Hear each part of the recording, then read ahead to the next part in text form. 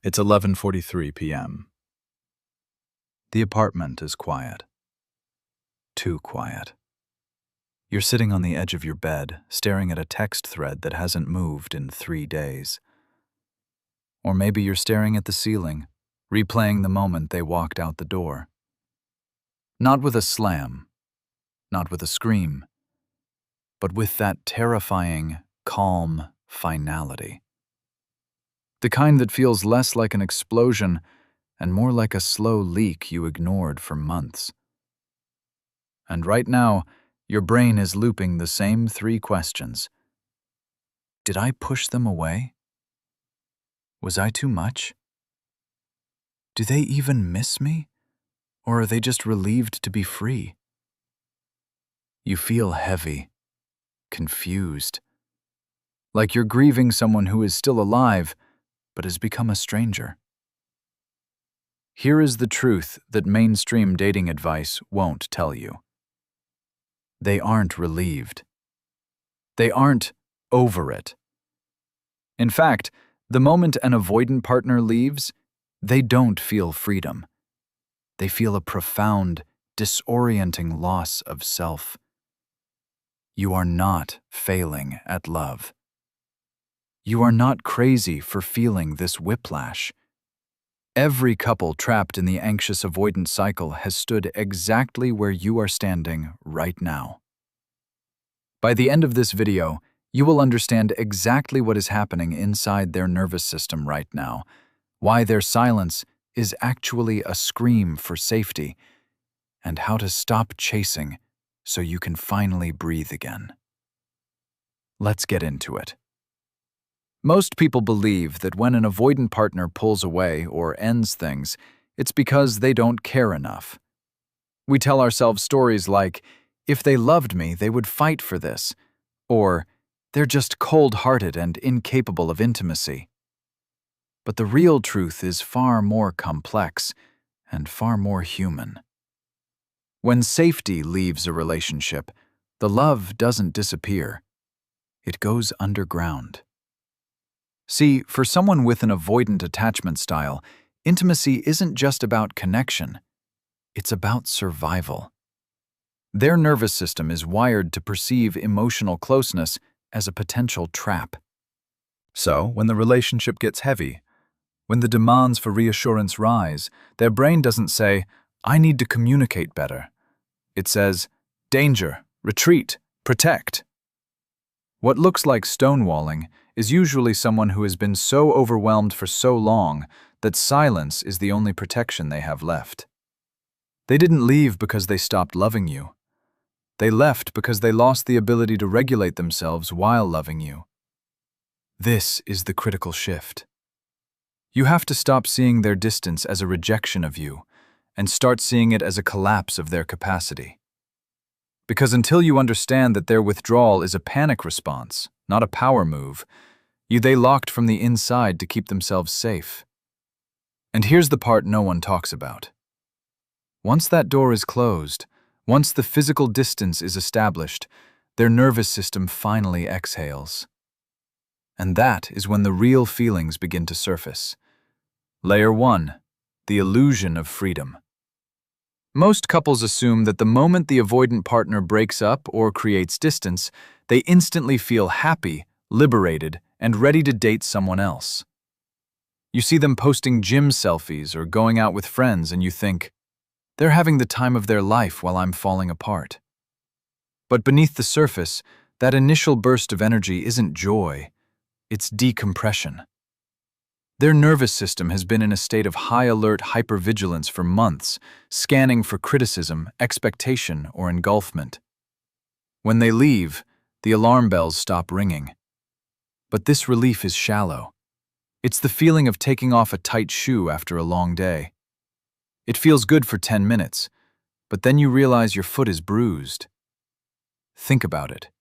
The disconnecting view.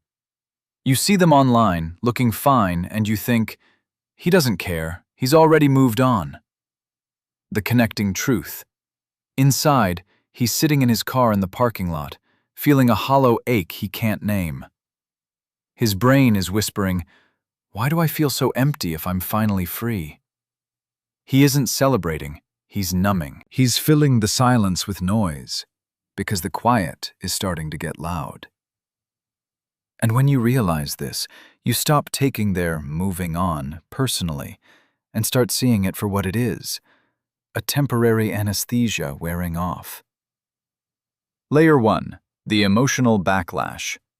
Most people in relationships don't realize that avoidants suppress their emotions to function. They don't process grief in real time. They compartmentalize. So, when the breakup happens, they often seem eerily calm. You might even think they're sociopathic, but this is a biological delay, not a lack of feeling. Here's what nobody explains. Avoidants experience what psychologists call a deactivation hangover. For weeks or even months, they keep their attachment system shut down. But eventually, the brain catches up. The memories that were too painful to feel during the conflict start to seep back in. Not as anger, but as longing. This is when the Phantom X phenomenon kicks in. They start to idealize the past because the present threat, your needs, is gone. Imagine two scenarios. Scenario A, you chase them. You send long texts explaining your pain. Their brain registers this as, "See, I was right, it's too much." They withdraw further. Scenario B, you go silent. You focus on your own healing.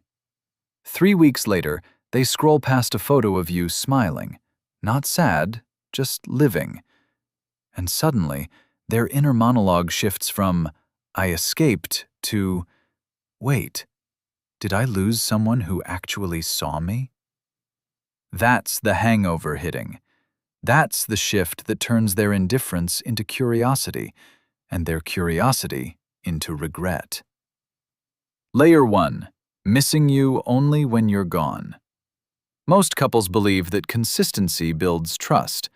So you try to be consistently available, consistently loving, consistently there. But for an avoidant, consistent closeness can feel like suffocation. Paradoxically, they often only feel safe enough to miss you when you are no longer accessible. This is rooted in the core wound of avoidance, the fear of engulfment. When you are close, their identity feels threatened. If I give you everything, who am I? But when you leave, the threat vanishes. The walls come down. And suddenly, they can access their feelings without feeling trapped. They don't miss you, the person. They miss the safety of being loved without the pressure to perform.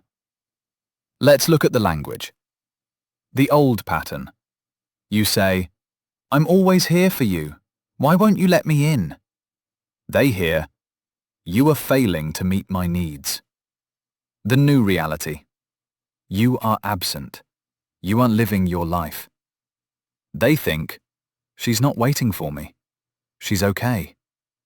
And for the first time, their nervous system registers you as a safe object, not a demanding subject. What's moving through them is, "I forgot how good it feels to be chosen, not obligated." And when you do that, the dynamic flips. You stop being the pursuer, and they stop being the distancer. Layer 1. The secret self-criticism. We tend to view avoidance as arrogant or unfeeling. We think they walk away with their heads held high. But the reality is that most avoidants struggle with deep, toxic shame. They often believe they are broken or incapable of love. When they leave, they don't just lose you, they lose proof that they are lovable. This is where it gets really interesting. While you are processing heartbreak, they are processing identity crisis. They look at the wreckage of the relationship, and their internal narrative isn't, "I'm free." It's, "I messed it up again. I always do this. I'm unlovable." But because they lack the emotional tools to repair, they double down on isolation. They punish themselves with loneliness because they believe they deserve it. Consider the contrast. Surface level. They ignore your calls. You think they're arrogant. Beneath the surface, they stare at their phone, wanting to reach out, but their brain screams, "If you talk to her, you'll just hurt her again. Stay away. You're bad at this." They aren't ignoring you to hurt you. They're hiding from their own perceived inadequacy. That's when your partner stops feeling like a villain in your story and starts feeling like a wounded person who doesn't know how to ask for help. Layer 1. The power of unanswered questions. Most couples try to get closure through conversation. They want the why. They want the final explanation. But for an avoidant, over-explaining kills attraction. It resolves the tension too quickly. Closure is the enemy of longing. Human brains are wired to obsess over incomplete loops. This is the Zeigarnik effect. When you provide all the answers, all the tears, and all the pleas, you close the loop. Their brain files you away as resolved. But when you leave space, when you leave questions unanswered, their brain keeps working on the puzzle.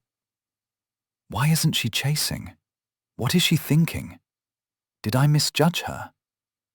This uncertainty creates mental real estate. You occupy their mind not because you're forcing your way in, but because you've left the door ajar. Think about the difference. The chasing version. You send a paragraph detailing your feelings. They read it, feel pressured, and archive it. The loop is closed. The secure version. You send nothing. You live your life. They wonder, is she seeing someone? Is she happy? Does she remember me? The loop stays open. Their imagination does the work for you. Her brain is quietly registering, she's stronger than I thought. And that's the shift that turns a relationship that feels like a negotiation into one that feels like a mystery worth solving. This isn't a checklist of tricks to manipulate an ex back. It's an invitation to reclaim your own dignity. When you internalize this, you stop reacting to their silence and start responding to your own worth. You stop waiting for them to validate your pain, and you start validating your own presence. These aren't tips for getting them back. They're the beginning of becoming the kind of partner who doesn't need to chase to be seen. Real intimacy doesn't start when you find the right person. It starts when you decide to become whole enough to stand still, even when everything inside you wants to run.